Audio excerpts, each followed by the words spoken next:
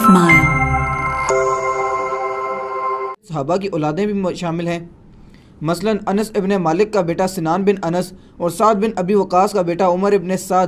علی بھائی کا اس حوالے سے کیا موقف ہے؟ یہ جو بات ہے نا صحابہ کی اولادیں، ایک بات تو اس میں ٹھیک تھی، عمر ابن سعد تو واقعی سعد ابن ابی وقاص کا بیٹا تھا، لیکن جو سنان بن انس ہے نا، جس نے حضرت حسین علیہ السلام کو آخر میں وار کر کے شہید کیا، ان کا سر کاٹا تھا، وہ حضرت انس ابن مالک کا بیٹا نہیں ہے۔ اس کا ویسے نام ہے سنان بن انس نخعی، یہ تو قبیلہ ہی اور ہے۔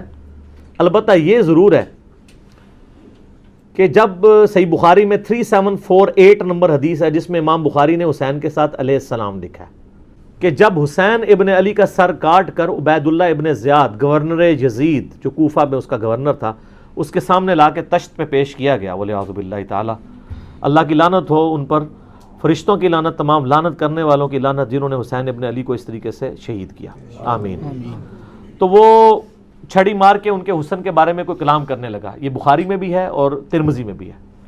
تو انس ابن مالک وہاں کھڑے ہوئے تھے تو وہ تڑپ اٹھے، تو انہوں نے کہا کہ نبی علیہ السلام کے سب سے زیادہ ہم شکل حسین ابن علی تھے، اور بخاری کے الفاظ ہیں 3748، اس وقت حسین علیہ السلام کی داڑھی اور سر میں وسمے سے رنگا گیا تھا، یعنی کالا خضاب لگا ہوا تھا۔ کالا خضاب لگا سکتے ہیں، اس پہ میرا کلپ بھی ریکارڈڈ موجود ہے۔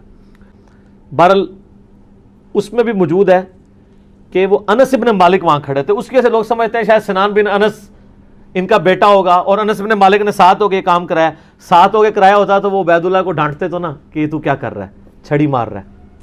باقی لڑ تو سکتے نہیں تھے۔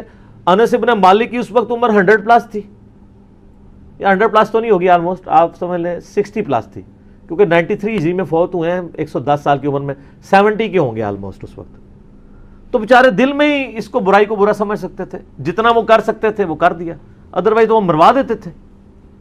تو سنان بن انس بن مالک کا بیٹا نہیں ہے۔ رہا عمر ابن سعد جو 22,000 کا لشکر لے کے کربلا میں آیا تھا حسین ابن علی کے مقابلے پہ، وہ سعد ابن ابی وقاص کا بیٹا تھا۔ اور آپ دیکھیں عجیب بدقسمتی اس شخص کی کہ سعد ابن ابی وقاص نے ہی وہ پرشین امپائر گرائی ہوئی ہے، عراق، ایران، یہ کوفہ، یہ سارا حضرت سعد نے فتح کیا ہوا ہے، عشرہ مبشرہ میں سے ہیں۔ اور مولا علی کا قول ہے بخاری اور مسلم دونوں میں کہ میں نے اپنے کانوں سے صرف ایک شخص کے بارے میں رسول اللہ سے سنا ہے کہ میرے باپ اس پہ قربان، اور وہ سعد ابن ابی وقاص ہیں۔ ان کا نام ہے سعد ابن مالک، ابی وقاص ان کے باپ مالک کی کنیت تھی، یہ دونوں نام ایک ہی صحابی کے ہیں، سعد ابن ابی وقاص۔ مولا علی جن کے بارے میں کہہ رہے ہیں کہ ان پہ نبی علیہ السلام نے اپنے ماں باپ جمع کیے ہوئے ہیں، اور نبی علیہ السلام کے رشتے میں معمول رکھتے تھے، 10 جنتی خوش نصیب صحابہ میں سے، اور بدری اصحاب میں سب سے آخر میں یہ فوت ہوئے ہیں حضرت معاویہ رضی اللہ تعالیٰ کے دور میں 56 ہجری میں۔ ان کے بعد کوئی بدری صحابی دنیا میں نہیں رہا تھا، بدری صحابی ایک بہت بڑا ٹائٹل تھا، یہ سب سے آخر میں فوت ہوئے۔ پوری زندگی حضرت معاویہ سے ان کا اختلاف رہا تھا اس مسئلے میں، جو حضرت علی کے ساتھ ان کے معاملات تھے سب و شتم والے، یہ بندہ ہمیشہ ڈٹا رہتا تھا۔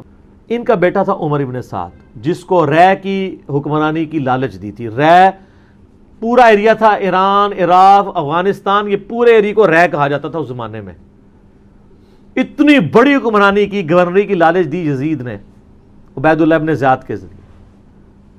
باپ دیکھ لو سعد ابن ابی وقاص، جو مولا علی سے محبت کرنے والا، سن نسائی الکبریٰ میں موجود ہے، 2 تابعین ملنے آتے ہیں سعد ابن ابی وقاص کو اور کہتے ہیں، سعد ابن وقاص ان کو پہلی بات یہ کرتے ہیں کہ میں نے سنا ہے کہ تم حضرت علی کو گالیاں دیتے ہو۔ ان کا معاذ اللہ، ہم کیوں دیں گے؟ تو انہوں نے فرمایا یہ بنو امیہ کے لوگ اگر میرے سر پہ آرا بھی رکھتے ہیں اور میرے 2 ٹکڑے کرتے ہیں اور مجھے یہ کہیں کہ میں حضرت علی کے بارے میں کوئی نازیبا جملہ نکالوں، تو میں سعد کبھی بھی ان کے بارے میں کوئی جملہ نہیں نکالوں گا جو کچھ میں نے رسول اللہ سے علی بن ابی طالب کی شان میں سن رکھا ہے۔ صحیح مسلم میں حدیث موجود ہے نا، حضرت معاویہ نے ان کو کہا ہمارا معاویہ نے حکم دیا، تو اس میں الفاظ انہوں نے انکار کر دیا۔ تو حضرت پھر معاویہ نے کہا تمہیں کون سی چیز منع کرتی ہے کہ تم علی بن ابی طالب پہ سب و شتم نہیں کرتے؟ ان کا معاویہ میں نے 3 فضیلتیں علی کے بارے میں ایسی سنی ہیں، مجھے ایک بھی مل جاتی تو بہت تھی۔ پھر انہوں نے کہا وہ پہلی فضیلت غزوہ تبوک کے موقع پر علی کی میرے ساتھ وہی نسبت ہے جو ہارون کی موسیٰ کے ساتھ، مگر میرے بعد کوئی نبی نہیں۔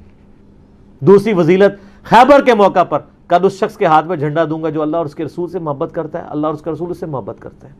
ہم پوری رات اس خوشی سے سوئے نہیں کہ کون ہوگا وہ بندہ، علی کو دیا جھنڈا۔ اور مسلم میں آگے الفاظ ہیں کہ حضرت عمر کہتے ہیں مجھے پوری زندگی رشک رہے گا کہ اس دن جھنڈا مجھے نہیں ملا، علی کو ملا۔ اور تیسری فضیلت سن معاویہ، جب نجران کے عیسائی آئے تو آیت مباہلہ نازل ہوئی، آیت نمبر 61 آل عمران کی، تو نبی الاسلام اپنے بچوں میں سے حسن و حسین، فاطمہ اور حضرت علی کو لے کے اور کہا اللہ میرے یہ اہل بیت ہیں۔ یہ تینوں فضیلتیں، اور ابن ماجہ میں ایک چوتھی فضیلت بھی ہے کہ آپ نے غدیر خم پہ فرمایا تھا من کنتم مولاہ فہذا علی مولاہ، میرے پاس ان میں سے کوئی ایک بھی ہوتا تو بہت تم مجھے علی کے بارے میں بات کرتے ہو۔ یہ باب تھا علی کا صحیح شیعہ، علی کی پارٹی کا بندہ، علی کا چاہنے والا، پوری زندگی ڈٹا رہا، اور بیٹا آگے سے کیا نکلا ہے تو کوئی مسئلہ نہیں۔ حضرت نوح پیغمبر کا بیٹا کافر نکل سکتا ہے، تو حضرت سعد کا کیا مقام ہے حضرت نوح کے مقابلے پہ؟ یہ بیٹا تھا عمر ابن سعد، اور اس کے جو لچھن ہیں وہ شروع سے ہی برے تھے۔ آپ مسلم شریف اٹھائیں نا، مسلم شریف میں بالکل اینڈ پہ نا آپ کو ایک چیپٹر ملے گا کتاب الزہد، دنیا سے نفرت پیدا کرنے والی حدیث ہے۔ اس میں انٹرنیشنل نمبر کے مطابق ایک حدیث ہے، یہ میں چونکہ مجھے یاد اس لیے میں نے کافی لوگوں کو بتائی ہے، 7432 صحیح مسلم میں۔ ابھی یہ کربلا ہوئی نہیں ہے، کچھ بھی نہیں ہوا، حضرت سعد ابن وقاص بھی زندہ ہیں۔ تو سعد ابن ابی وقاص اپنے کھیتوں میں ہل چلا رہے ہوتے ہیں یا وہ بیج والا کام کر رہے ہوتے ہیں، تو وہ ان کے ساتھی کہتے ہیں اتنے میں ان کا بیٹا سامنے سے آتا ہے۔ تو حضرت سعد جب اپنے بیٹے کو دیکھتے ہیں عمر ابن سعد کو، تو کہتے ہیں اے اللہ اس سوار کے شر سے میں تیری پناہ میں آتا ہوں۔